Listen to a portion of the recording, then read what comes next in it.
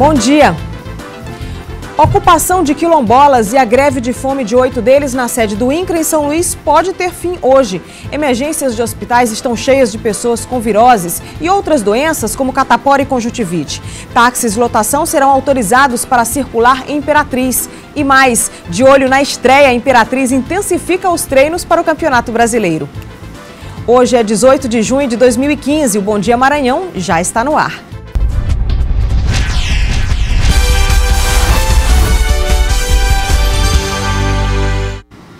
Foi desencadeada na região tocantina pelo IMEC a Operação Imperatriz na Medida. Durante 3 semanas, as equipes do órgão vão verificar diferentes produtos e instrumentos de medição. São 6 equipes deslocadas da capital, junto com o Escritório Regional de Imperatriz, que dão suporte na intensificação das ações na região tocantina. Fiscalizaremos desde balanças, bons combustíveis, produtos embalados previamente, que são os pré-medidos, setor da qualidade, que são aqueles produtos com avaliação da conformidade, aqueles que trazem selo do Inmetro, cronotacógrafo nas estradas, os veículos de transporte. As fiscalizações fazem parte da Operação Imperatriz na Medida, realizada pelo IMEC Maranhão, órgão delegado do Inmetro. A operação, que teve início no último dia 16, segue até o dia 4 de julho em diversos estabelecimentos da cidade. A bomba de gasolina é minuciosamente analisada. Eu estou fazendo um teste com essa bomba, onde você desliga a chave geral da bomba na parte da CPU e ela tem que permanecer por no mínimo 5 minutos com todas as informações acesa para o consumidor. Durante as 3 semanas, eles verificarão diferentes produtos e instrumentos de medição.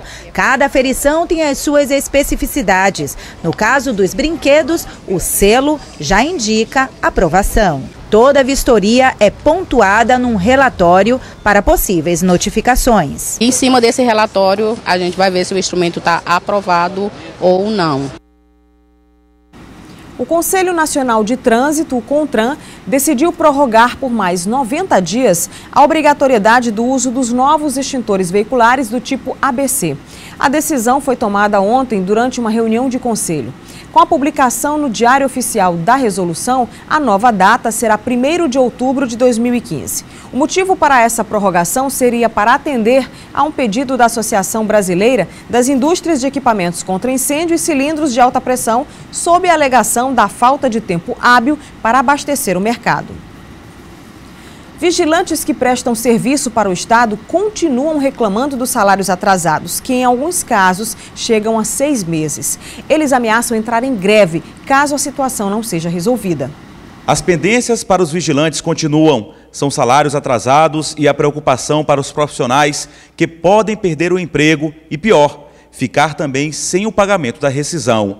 A gente já sabe que algumas empresas já têm entrado em contato com a gente, que querendo negociar como vai pagar a rescisão, porque não tem como pagar a rescisão. Então a gente está chamando a categoria para que a gente tome um posicionamento sobre essa situação, que é gravíssima isso aí para o trabalhador. Vigilantes que trabalham aqui na capital São Luís estão há 4 meses sem receber. Situação pior vivem os profissionais do interior do estado.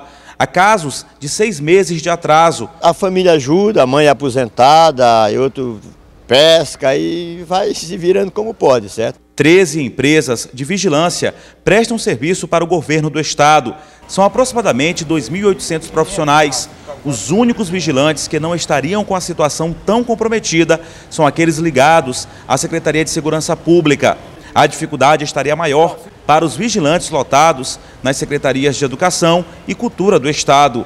Em maio, a categoria cobrou uma solução em um protesto realizado em frente à sede do governo.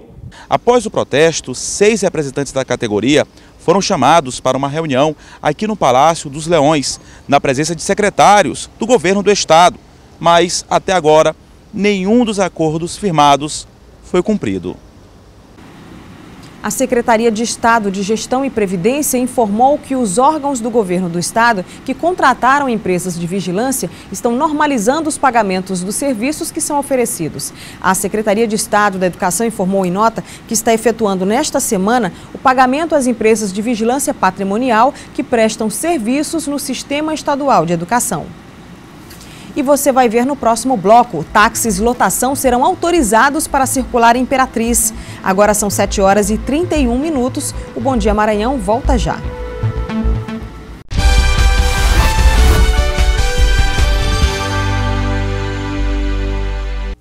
Em São Luís, nos últimos dias, além de viroses e da famosa Zika, tem sido registrado também um aumento no número de pessoas com catapora. Para falar sobre doenças sazonais e outras viroses, recebemos agora no estúdio o infectologista Dr. Carlos Frias. Bom dia, Dr. Carlos Frias. Me parece que realmente aqui em São Luís aumentou consideravelmente em relação ao mesmo período do ano passado o número de pessoas infectadas pela catapora, né? Exato, essa é a nossa percepção, porque eu pessoalmente tenho atendido várias pessoas com catapora, com a varicela.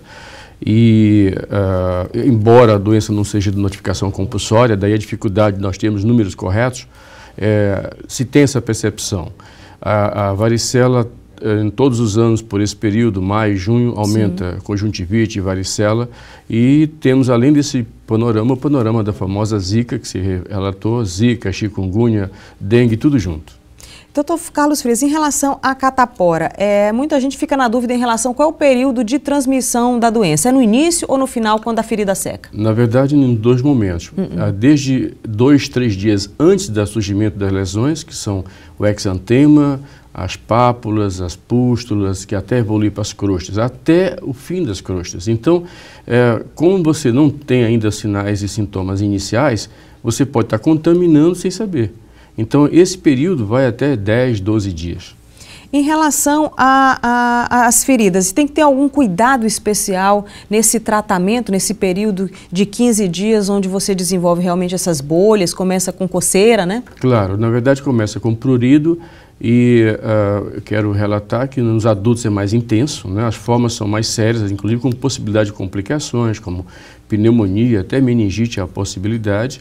E o que se tem que ter cuidado é uma higiene pessoal, porque a transmissão se dá não só através das secreções, como através de objetos contaminados. Então, há que se ter um cuidado de higiene, uma boa hidratação, uma boa alimentação e usar no máximo antitérmicos, um antihistamínico, né, um talco mentolado para diminuir o prurido. Então, esses são os cuidados básicos que se deva ter. Ou seja, não é uma doença tão simples como se a gente imaginar, catapora é coisa de criança, é comum. Ou seja, tem que ter uma atenção. O que pode acontecer nesse período de tratamento que de repente pode evoluir para uma situação mais grave da catapora? Nós temos problemas com as criancinhas pequenas, temos com os idosos, né, por questão justamente imunológica, e temos também com os imunodeprimidos, como os pacientes de AIDS, por exemplo, né? Pacientes que usam corticoide, imunossuprimidos também. Então, há que se ter esse cuidado. Há a possibilidade de complicações, inclusive complicações neurológicas, né, que não são comuns, mas podem acontecer. E daí porque o Ministério da Saúde instituiu a vacinação. A vacinação que era somente oferecida a determinados grupos, como indígenas, por exemplo, pela baixa imunidade. E também na rede privada, né? Exato, e na rede privada ela passou, a partir de 2013, a ser estendida para todo o sistema de saúde. E é oferecida a partir dos 15 meses de idade, faz parte do calendário de vacinação, e repetida uma segunda dose, creio que entre 4 e 6 anos de idade. É uma vacina que pode-se dizer é totalmente eficaz ou ela tem ainda uma taxa assim de, por exemplo, de 95%? É possível a pessoa ser vacinada e desenvolver a doença? Na verdade, a própria vacinação, já que se trata de vírus vivo atenuado, é feita dessa maneira, sim, ela pode induzir o surgimento de uma varicela branda depois de 40 a 50 dias após a vacinação. Isso é possível.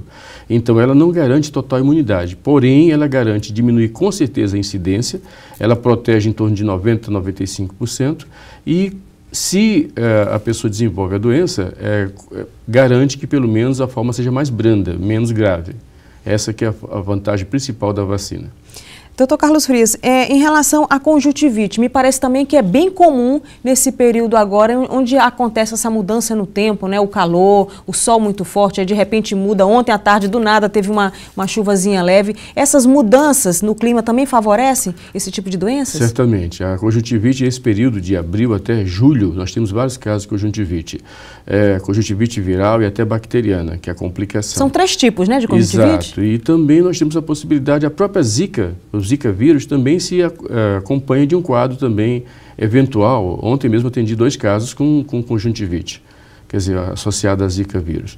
Então, nós temos todas essas possibilidades, além das formas que se encontram sazonalmente de conjuntivite, que justamente regula por esse período de junho a julho. Existe uma forma de prevenir a conjuntivite? Na verdade, a higiene pessoal. Tudo passa pela higiene pessoal. Porque você tem nas escolas esse período também de final de aula, de aglomeração de crianças. Então, isso favorece a contaminação. Então, a questão de lavar, principalmente lavar as mãos. Então, evitando, por exemplo, o uso também do lencinho descartável. Porque as pessoas erroneamente usam um lenço de pano, aquele tradicional antigo, e com isso você vai e volta com Ou seja, há uma proliferação de bactérias naquele ciclo. Exatamente, vírus e bactérias naquele ciclo. Então você faz novamente o ciclo da doença. Em relação ao tempo de tratamento da conjuntivite, ela também é branda, de 5 dias, ou leva um pouco mais de tempo, no caso, como a catapora? Normalmente assim, se passa de 5 dias é alguma complicação, e aí você deve ir a um oftalmologista, porque pode haver uma complicação maior, ou então a vigência de uma outra infecção. Era isso que eu ia lhe perguntar. Mesmo a catapora e a conjuntivite sendo doenças comuns, que quase todo mundo aqui em São Luís já teve, ou catapora ou conjuntivite, o ideal é evitar a automedicação, né? Procurar realmente um posto de saúde ou uma emergência, apesar de elas estarem lotadas nos últimos tempos. É verdade, né? Mas assim, felizmente nós temos hoje o Programa Saúde da Família, o Estado do Maranhão tem feito um bom trabalho, a Secretaria de Saúde do Estado tem feito um bom trabalho através do Marcos Pacheco, e com isso a gente tem conseguido atender, acho que satisfatoriamente, a rede, né? O que eu acho importante é valorizar a questão da imunização, né? Há várias doenças dessas infecciosas que são preveníveis por imunização. Nós temos essa grande arma que, infelizmente, a população nem sempre adere a isso. Existe até uma campanha, vamos dizer assim, de descrédito em relação à vacinação.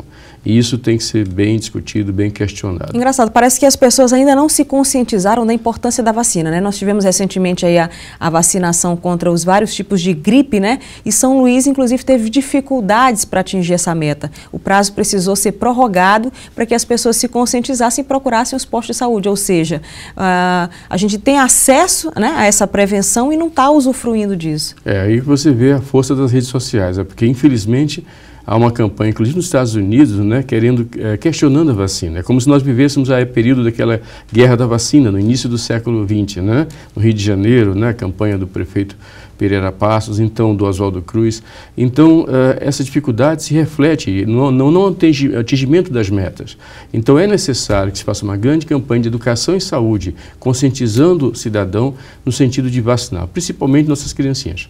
Dr. Carlos Frias, existe também aquela ideia, por exemplo, quando você vai conversar com um idoso, que você vai mencionar a vacina da gripe, ele diz assim, eu não quero me vacinar porque eu vou vacinar e vou gripar e vou adoecer. Existe realmente isso? Eu queria que o senhor explicasse para o nosso telespectador qual é a relação da vacina e a gripe em seguida.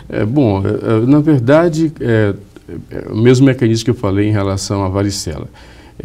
Por conta do tipo de vacina, há a possibilidade de você fazer uma forma leve da doença. Mas, considerando o custo-benefício, é muito importante que seja feita a vacinação, porque justamente nessa faixa etária acontecem complicações sérias da gripe, que é justamente a pneumonia que leva ao óbito.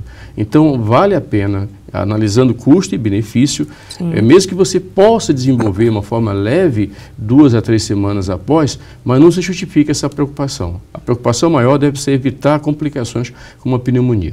E a virose do momento que se tem muito falado é a questão da Zika, que também pode ser confundida com a dengue, né?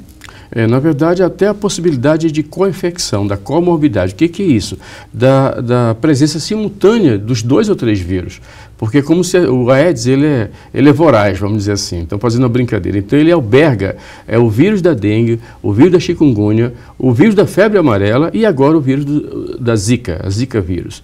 Então, tentando fazer de uma forma didática, explicação, o que acontece? A dengue é mais séria, é mais grave. Há um acometimento das plaquetas, há uma baixa de plaquetas, há possibilidade de fenômenos hemorrágicos, coisa que a princípio não se viu nem no chikungunya e nem no Zika vírus. A Zika vírus, ela se acompanha marcantemente de placas vermelhas difusas no corpo, eu atendo sempre isso, ontem atendi 2, 3 casos, e além disso um prurido intenso. Só que é uma forma leve, com febre não muito elevada, 38,5 graus no máximo, e você tem isso durante 3 ou 4 dias, normalmente cede com 4 a 5 dias no máximo. enquanto que o chikungunya se acompanha de dores articulares bem mais intensas. A febre também não é tão elevada, não tem complicações tão severas como a dengue, mas em compensação o quadro de dores articulares é mais intenso. Então assim nós tentamos, nós médicos, que estamos na ponta, na atenção básica, tentamos fazer a distinção. De uma forma ou de outra, eu acho importante fazer o atendimento médico, é importante que se compareça a um posto de saúde, à rede de saúde da família, por exemplo, ou uma UPA, e também solicitar um hemograma. O médico solicitando o hemograma, era isso que eu ia lhe perguntar, como ajuda. É que o médico faz esse diagnóstico, saber se é zika ou dengue? Porque, por exemplo, o exame de dengue ele só aparece depois de uns 4 dias de sintomas, né? Na verdade, depois de uma semana. O que acontece é o seguinte, o hemograma ele nos ajuda no sentido de, vamos dizer assim, visualizar complicações, como a baixa de plaquetas. Sim. Porque o diagnóstico é eminentemente clínico, então analisando justamente as características de sinais e sintomas predominantes em cada uma dessas formas virais, o médico faz a relação. E aí o cuidado maior tem que ser, bom, ante a possibilidade de uma forma hemorrágica internar o paciente. Então crianças e idosos têm que ter um cuidado maior. E adultos imunocompetentes, que têm sua imunidade normal, então normalmente você pode aguardar e fazer o tratamento ambulatorial.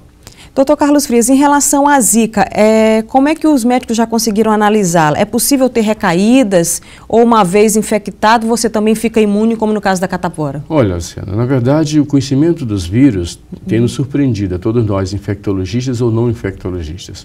Você tem vírus, por exemplo, que dão uma imunidade duradoura, como sarampo e rubéola. Você tem um próprio vírus da varicela que ele pode voltar sob a forma do varicela zoster, sob a forma do herpes zoster, que é também chamado popularmente de cobreiro, né, em pessoas, principalmente em idosos e pessoas imunodeprimidas. Então, cada vírus se comporta de uma maneira, e o Zika vírus é novo para nós.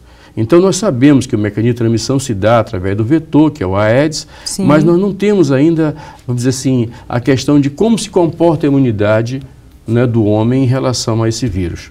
Então, nós não sabemos se, por exemplo, uma prima infecção, que é a primeira infecção, garante uma imunidade duradoura. Doutor Carlos Frias, um reforço na imunidade, uma vida saudável, com boa alimentação, com prática de atividade física, pode evitar que as pessoas venham desenvolver uma zika ou uma catapora? Essa questão de manter o corpo bem pode evitar o desenvolvimento de doenças como essas? Na verdade, evitar o que garantiria seria a questão da imunização. Agora, tudo isso que você falou, associado a uma boa higiene pessoal, é fundamental em todas essas doenças de caráter infeccioso. Então, garantir uma boa imunidade, essa boa imunidade é garantida por uma boa alimentação também, proteínas se transformam em imunoglobulinas, então você garante com isso uma rigidez maior imunológica para o cidadão, né? E cuidado com aquelas faixas etárias extremas, as criancinhas que estão construindo a imunidade ou os idosos que já perderam um pouco dessa imunidade. Então esse é o cuidado maior que se deva ter. Por que o repouso e a ingestão de líquido é tão importante nesse processo de tratamento? Porque esse processo muitas vezes se acompanha de febre, né? E esse estado de febre caracteriza a possibilidade de desidratação. Então, por conta disso, é fundamental que se hidrate o paciente. Quer seja uma hidratação oral, que é feita normalmente, ou então, em casos mais sérios, a possibilidade de uma hidratação venosa. Ok. Doutor Carlos Frias, médico infectologista, muito obrigada pelos esclarecimentos aqui no Bom Dia Maranhão. Bom dia a todos. Táxis lotação serão autorizados para circular em Imperatriz por causa de uma lei nova que regula o serviço na cidade. A decisão favorável pretende dar mais opções de transporte para a população. O serviço de táxi lotação está próximo de sair da ilegalidade. 10 votos contra 8. Ontem foi aprovada a emenda pela Câmara de Vereadores. Esse projeto que foi aprovado só vai beneficiar o povo de Imperatriz. Desde 2003 que a regulamentação da lei era discutida. Foi reformulada várias vezes e apenas agora foi para a votação. É uma preocupação, né, que os vereadores teve o cuidado de colocar. Cada táxi lotação vai ter uma vaga ou para o idoso ou para o deficiente físico, que é para cobrir o que a empresa de ônibus faz, né? Agora o prefeito tem 15 dias para vetar ou não o projeto. Mesmo não aprovado pelo município, o presidente da Câmara tem o poder de sancionar a nova lei. Regulamente logo essa situação para ver se sai dessa pressão por parte da empresa que explora o transporte coletiva aqui em Imperatriz. Dos vereadores que votaram contra a aprovação da lei, Fidelis Uchoa é um deles. Nós queremos é que o passageiro chegue na sua casa, pague um valor digno. Será que essas 100 vagas vão poder pegar esse povo na zona rural também? Então, esse ponto para se pensar e para se discutir aqui na Câmara Municipal. O Ibovespa, principal índice da Bolsa, fechou em baixa de 0,84%, com 53.248,54 pontos. No mercado de câmbio, o dólar comercial fechou em queda de 1,21%, cotado a R$ 3,05 na venda. O peso argentino teve queda de 1,14%, valendo hoje 33 centavos. Já o euro teve alta de 0,21% e custa hoje R$ 3,48. Terminam hoje as inscrições para o quadro de oficiais da reserva de segunda classe convocados da Força Aérea Brasileira. Serão oferecidas 14 vagas no Maranhão e as inscrições estão abertas até hoje no escritório de São Luís do Centro de Lançamento de Alcântara, localizado na Avenida dos Libaneses, número 29, no Aeroporto Marechal Hugo da Cunha Machado, no Tirirical. Os profissionais selecionados vão atuar no Centro de Lançamento de Alcântara e serão incorporados como aspirantes a oficial durante o período de 1 ano, podendo ser prorrogado por até 8 anos. As vagas estão sendo distribuídas em administração, análise de sistemas, biblioteconomia, ciências contábeis, enfermagem, engenharia de telecomunicações, engenharia mecânica, medicina, nutrição, psicologia e relações públicas. Podem participar cidadãos brasileiros de ambos os sexos interessados na prestação do serviço militar temporário com nível superior. Veja a seguir, de olho na estreia, a Imperatriz intensifica os treinos para o Campeonato Brasileiro. Agora são 7h51. O Bom Dia Maranhão volta já já.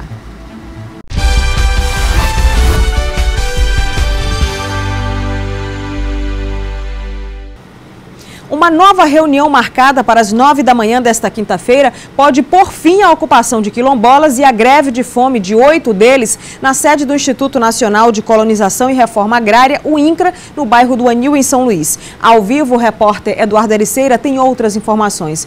Bom dia, Eduardo. Quais são os principais pontos desse possível acordo que pode sair agora pela manhã?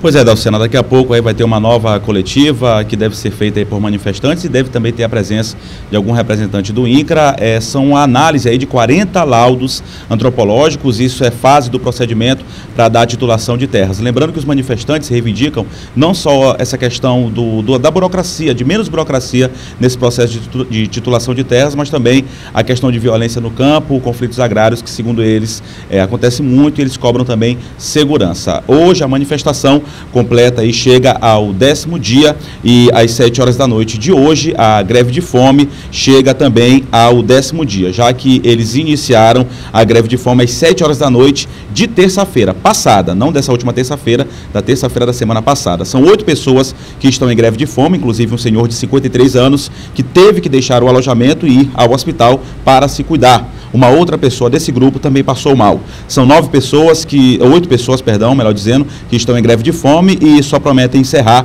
assim que se chegar a um acordo. Eles só ingerem água de coco e soro e estão isolados dos demais manifestantes utilizando máscaras. Ontem, inclusive, o procurador federal, Alexandre Soares, esteve na sede do INCRA e conversou com as comunidades camponesas. Como você disse, Dalciana, hoje, às 9 horas da manhã, deve acontecer uma coletiva para se decidir, para repassar os dados à imprensa e informar como é que anda essa questão dessa manifestação das comunidades camponesas, como eu disse, pedindo aí a não demora no processo de titulação de terras e também o fim, ou pelo menos minimizar os problemas em relação a conflitos agrários. É com você, Dalciana. Obrigada, Eduardo. Bom dia, bom trabalho para você. A gente espera que finalmente acabe esse impasse, né? O Ministério Público do Estado do Maranhão realiza hoje, das 15 às 18 horas, uma audiência pública para discutir os objetivos do zoneamento, uso e ocupação do solo de São Luís. O encontro vai acontecer no auditório da Unidade de Ensino Superior Dom Bosco, no Renascença. Durante esse encontro, haverá discussão sobre os processos técnicos e legais da revisão da Lei de Zoneamento, Parcelamento, Uso e Ocupação do Solo. Também será apresentada a proposta do Executivo Municipal para a revisão da lei. E confira agora a previsão do tempo na capital e no interior do estado nesta quinta-feira. O norte do Maranhão tem chuva com raios a partir da tarde, sol forte nas demais áreas. Vamos ao mapa. Em Alcântara, mínima de 24 e máxima de 32 graus. Em Imperatriz e Barra do Corda, a máxima atinge 38. Em Barão de Grajaú e Caxias, a máxima atinge 35. Em São Luís, mínima de 24 e máxima de 32 graus. A quarta edição do Festival Varilux de Cinema Francês, que tem como intuito principal propagar o cinema e a cultura francesa em São Luís, foi prorrogado. Inicialmente, a data de encerramento estava marcada para 17 de junho, mas com sucesso, essa data se estendeu até o dia 24 de junho no Cine Lume, no Renascença. Os ingressos podem ser adquiridos no local ou pelo site www.ingresso.com. Futebol. De olho na estreia, o Imperatriz está intensificando os treinos para o Campeonato Brasileiro e já está testando, inclusive, os novos contratados.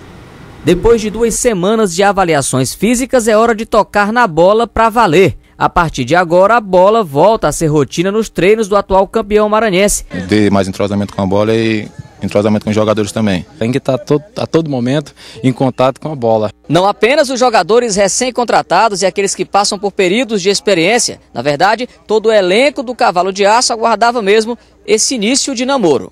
Entre eles, o atacante Aru. A gente está focando mais esse preparo físico com a bola aí, intervalado aí, ó. Esse curto prazo aí para a gente adquirir mais toque de bola. O Imperatriz está no grupo A2 do Campeonato Brasileiro Série D. A competição começa no dia 12 de julho. A primeira vez que o Imperatriz vai pegar na bola pela competição é fora de casa, no dia 19 contra o Interporto, em Porto Nacional, no estado do Tocantins. Essa semana a gente aproveita já para colocar em prática trabalhos técnicos, né, de fundamentos e trabalhos táticos, para formatar uma sistematização e uma maneira de jogar. Boa sorte ao Cavalo de Aço, né? Que ele consiga também ter um bom desempenho nesse Campeonato Brasileiro, assim como o Sampaio Corrêa, que a gente também está torcendo, né? Tudo pronto para o 2º Campeonato Norte e Nordeste de Sinuca, que será aberto nesta sexta-feira, às 10 horas da manhã, no salão principal da AABB no Calhau, e acontece até domingo essa competição. Será a 2ª vez que a cidade de São Luís vai sediar mais um grande campeonato interregional. Neste ano, 130 atletas federados vão disputar em partidas de alto padrão a premiação total de R$30 mil. O Maranhão terá a maior delegação com 30 atletas, seguidos da Federação de Bilhar e Sinuca da Bahia, com 20 atletas. Todas as reportagens exibidas na edição de hoje do Bom Dia Maranhão, bem como a entrevista na íntegra, você pode conferir daqui a pouco, logo mais, no portal idifusora.com. E o Bom Dia Maranhão de hoje termina agora. Outras notícias você já sabe, no portal idifusora.com. Uma ótima quinta-feira para você e até amanhã.